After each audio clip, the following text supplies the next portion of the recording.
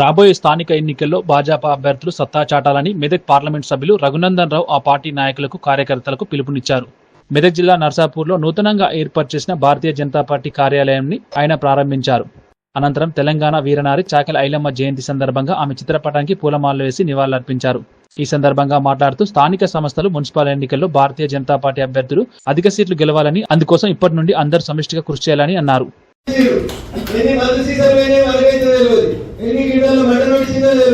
ఎంతమంది నాయకులు కార్లు వచ్చినాయో నాకు కూడా తెలియదు లెక్క. కానీ రోడ్డు మీద ఈనాడు చెప్తున్నట 290 కోట్లు ఖర్చు పెట్టినా అయినా గెలవకపోతే ఎంపీ గారు అనుకుంటున్నాడు పెద్ద నాయకుడు. ఎన్ని 290 కోట్లు ఖర్చు పెడితే కూడా నన్ను గెలిపించకపోయి ఏం లేదు రఘునందన్ గెలిపించి బాధపడుతున్నాడు.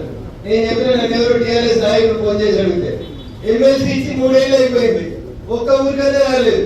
వచ్చిందా? ఎమ్మెల్సీకి వచ్చి 5 కోట్లు, ₹1 ఒక 10 కూడా చేసినోడు కాదు. మరి ఎటువంటి గెలిపితే మళ్ళీ ఐదేళ్ళు కదే ఏసీలో పోయి ఏడున్నర ఇళ్ళని వెతుకుంటే కూర్చోవలసిన పరిస్థితి ఉంటుండే.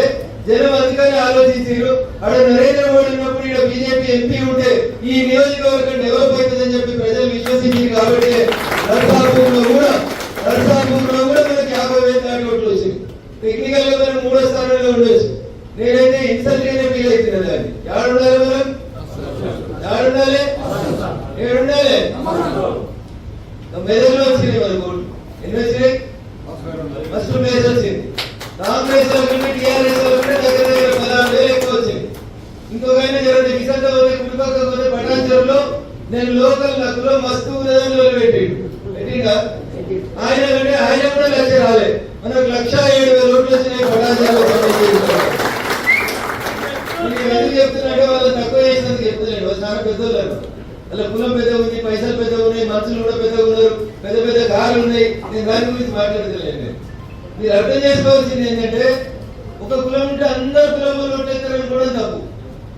పక్కింటోడే పాల్గొడని చెప్తారు ఊళ్ళో అంటారా. వాడు వీడు ఎందుకు ఎప్పుడు నేను కాలు మిందామా అని చూస్తుంటాడు. ఈయన కులం ఉండేదంటే ఏ కులం పాడేది. అన్ని కులాలలో ఓటేస్తేనే ఇలా మనకి ఇంటికి వచ్చినాం. అవునా కదా?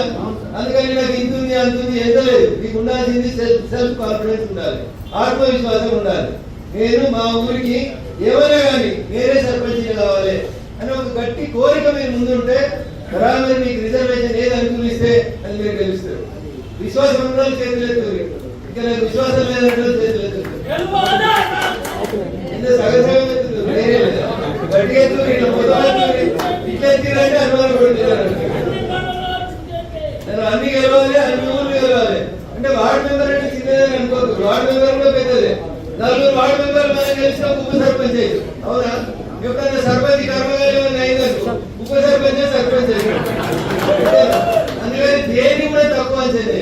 ప్రజాక్షేత్రంలో ప్రతి పదవి ప్రజల ఓట్లతో గెలిచిన పదవి మనకు నిజంగా గౌరవం. మన పార్టీలో రోగం ఉంది, నేను కూడా తెలుస్తున్నా. నాకు పార్టీ పోస్ట్ కావాలి, స్టేజ్ మీద నీ పక్కనే కూర్చోవాలి, అట్లయితేనే నేను లీడర్ని. కూర్చుంటే కూర్చోకపోతే నువ్వు రేపు మున్సిపల్ చైర్మన్ నర్సాపూర్ గెలిచి వచ్చినావు అనుకో, రఘునందన్ రావు అనేటువంటి ఇష్టం ఉన్నా కష్టం ఉన్నా పక్కకు చేసి మున్సిపల్ చైర్మన్ కూర్చోబెట్టుకోవాలి.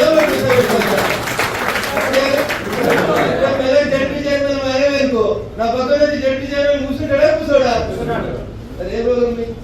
పార్టీ పదవి పనిచేస్తా 10 కోట్లు పెడతా ఎలక్షన్లోకి వెళ్తా. ఎందుకే 10 కోట్లు? 10 గంటలు పనిచేయని పార్టీ కోసం బరాబర్ మీరు నాయకులు అవుతారు. నాయకులు కావాలని ఉన్నది చేతులు ఎత్తురు. అందరికి ఊళ్ళో మీ పని మీరు చేసుకోరు.